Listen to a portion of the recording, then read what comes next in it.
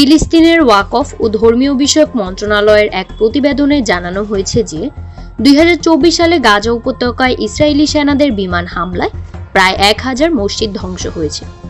প্রতিবেদন অনুযায়ী গত বছর ইসরায়েলি সেনারা 966টি মসজিদ ধ্বংস করেছে। এর মধ্যে 815টি মসজিদ পুরোপুরি ধ্বংস হয়েছে এবং 151টি মসজিদ আংশিকভাবে ধ্বংস করা হয়েছে।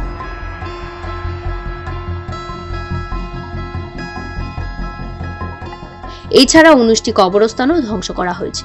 একাধিক কবর ভেঙে ফেলা হয়েছে এবং মৃতদেহ উত্তোলন করা হয়েছে।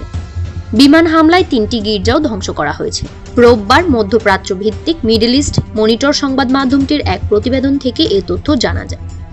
এই ধ্বংসযজ্ঞের খবরটি এসেছে এমন এক সময় যখন অবরুদ্ধ গাজায় ইসরায়েলি আক্রমণ অব্যাহত রয়েছে।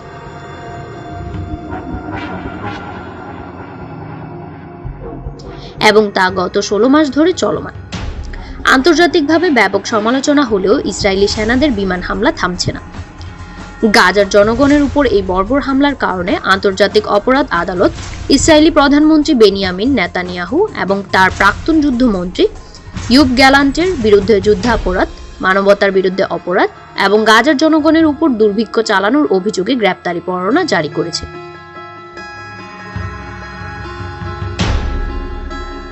এমন একটি পরিস্থিতিতে গাজা উপত্যকায় ইসরায়েলের এই ধ্বংসযজ্ঞ শুধু মানুষ হত্যা বা বসতিগুলোর ধ্বংস নয়, বরং এটি ফিলিস্তিনের সংস্কৃতি ও ঐতিহ্য ধ্বংসের অংশ। মসজিদ, গির্জা, কবরস্থান এই সমস্ত ধর্মীয় ও ঐতিহাসিক স্থানগুলো ধ্বংস হওয়ার প্যালেস্টাইনি জনগণের চিহ্ন এবং ঐতিহ্যও বিলীন হয়ে যাচ্ছে। এদিকে আন্তর্জাতিক সম্প্রদায় গাজার মানবিক সংকট নিয়ে নিন্দা জানালেও কার্যকর কোনো পদক্ষেপ এখনো দৃশ্যমান হয়নি।